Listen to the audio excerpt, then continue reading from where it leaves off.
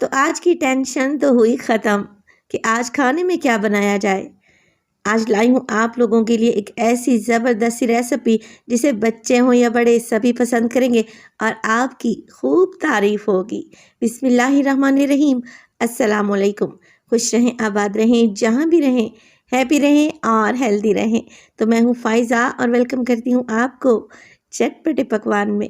दाल चावल तो आप लोगों ने बहुत तरीके से बनाए होंगे, आज मेरे तरीके से बनाकर देखें। ये लजीज रेसिपी इतनी आसान है कि आप इसके फ़ैन हो जाएंगे। रेसिपी को एंड तक देखिए। रेसिपी अच्छी लगे लाइक कर दें और चटपटे पकवान को सब्सक्राइब भी कर लें। तो चलें जी, जल्दी से रेसिपी स्टार्ट कर लेते हैं। तो मज़ेदार से ये दाल चावल बनाने के लिए सबसे पहले तो मैं दाल बना लूँगी, जिसके लिए एक कढ़ाई में डाल रही हूँ आधा कप के बराबर कुकिंग ऑयल। अब हमारी दाल खुशबूदार बने, इसके लिए मैं डाल रही हूँ यहाँ पे हाफ़ टी स्पून साबित सफ़ेद ज़ीरा, 8 से 10 दाने काली मिर्च के साबित डाल दें और 2 से 3 टुकड़े छोटे छोटे दालचीनी के। 2 बड़ी इलायची भी शामिल करेंगे मुँह खोलकर। इनसे दाल में बड़ी ही प्यारी खुशबू आएगी। अब इसमें शामिल करेंगे 2 मीडियम साइज़ के प्याज, जिन्हें आप लोगों ने फाइन चॉप कर लेना है।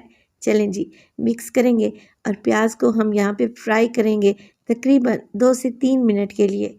मगर प्याज को कोई कलर नहीं देना, हल्के से ये सॉफ्ट हो जाए, प्याज ट्रांसलूसेंट हो जाए तो बस जी, इसी स्टेज पर आप इसमें शामिल कर दें 1 टेबलस्पून भर के अदरक और लहसुन का पेस्ट। ये मेरे पास फ्रोज़न रखा हुआ था, आप फ्रेश डालेंगे तो ज़्यादा अच्छी खुशबू आएगी।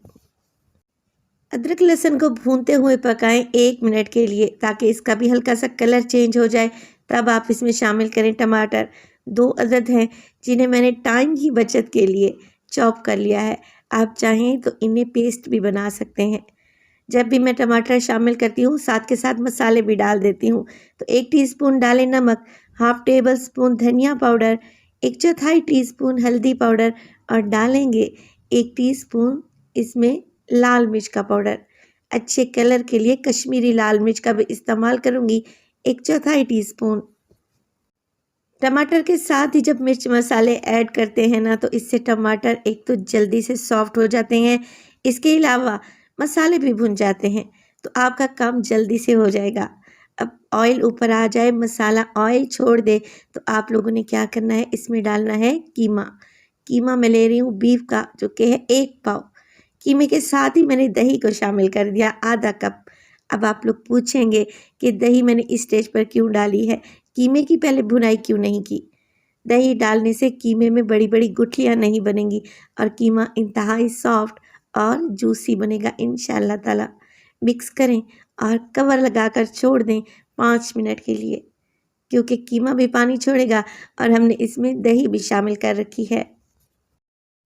5 मिनट के बाद आप लोग देखें कितना शानदार दानेदार सा कीमा तैयार हुआ है। ये दही डालने की वजह से हुआ है।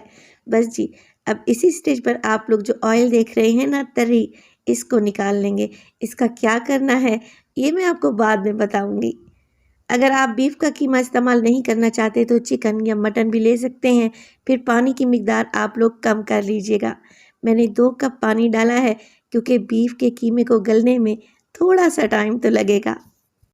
कवर लगाकर लो फ्लेम पे कीमे को पकने के लिए छोड़ दूंगी 15 मिनट के लिए। तब तक मैं खुशबूदार से चावल तैयार कर लेती हूँ। तो एक कढ़ाई में डाला है मैंने तकरीबन 6 टेबलस्पून के करीब कुकिंग ऑयल। इसमें डालेंगे हाफ़ टी स्पून साबित सफ़ेद ज़ीरा, 2 छोटी इलायची और 3 अदद लौंग।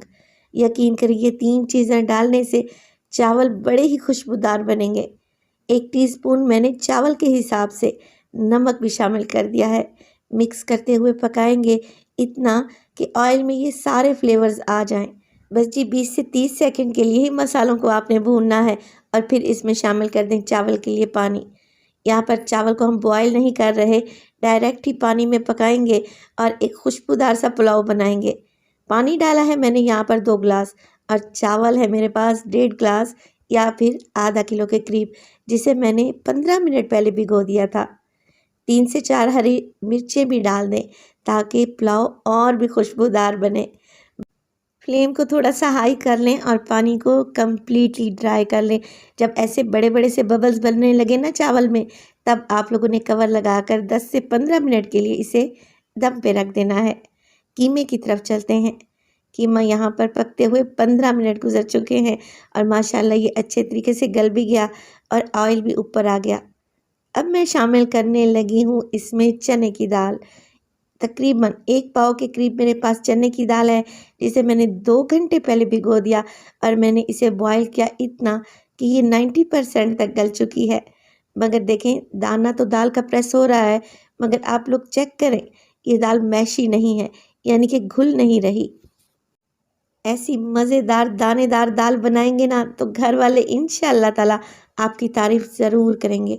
अब दाल में मैंने थोड़ी सी कसर छोड़ी थी, लिहाजा 1 से 2 मिनट भुनाई के बाद मैंने दाल में पानी शामिल कर दिया है 1 से 1.5 कप और इसे पकने के लिए छोड़ दूंगी तकरीबन 5 से 7 मिनट के लिए। साथ ही 2 से 3 डंडे निकालकर हरी मिर्चें भी डाल दें, इससे जायका और खुशबू बढ़ जाएगी दाल की। आप देखें, दाल को पकते हुए 5 से 7 मिनट गुजर चुके हैं। अब आपने जितनी ग्रेवी रखनी है उसी हिसाब से ग्रेवी रखें। अगर आप ये मज़ेदार सी दाल चावल के साथ सर्व नहीं करना चाहते तो फिर आप इसे रोटी चपाती या फिर पराठे के साथ भी सर्व कर सकते हैं। ये बहुत ही टेस्टी लगेगी। एंड में डालें आप इसमें ढेर सारा हरा धनिया और जो ऑयल हमने बचा कर रखा हुआ था ना, सबसे पहले वो शामिल कर दें। ये इतनी टेस्टी दाल है कि अलग से तड़का लगाने की भी ज़रूरत नहीं है, क्योंकि हमने जो ऑयल निकाला था वो बहुत ही खुशबूदार था। चलें जी, फ्लेम को ऑफ कर दें और अब चलते हैं गर्मा गर्म चावल की तरफ। देखिए, चावल का एक एक दाना खिला हुआ है और जो मैंने इसमें हरी इलायची लौंग डाला था ना, इससे बहुत ही प्यारी खुशबू आ रही है। दाल चावल की ये रेसिपी आप लोगों ने ज़रूर ट्राई करनी है। इंशाअल्लाह ताला सभी फैमिली मेम्बर्स को बहुत ही पसंद आएगी, क्योंकि ये एक कंफर्टेबल फूड है। अगर कुछ लाइट अच्छा चटपटा सा खाना चाहते हैं तो मेरी इस रेसिपी को ज़रूर ट्राई कीजिएगा। अपना बहुत सारा ख्याल रखिएगा। फ़ाइज़ा को भी अपनी दुआओं में याद रखिएगा। मुझे दीजिए इजाज़त। टिल देन, अल्लाह निगहबान।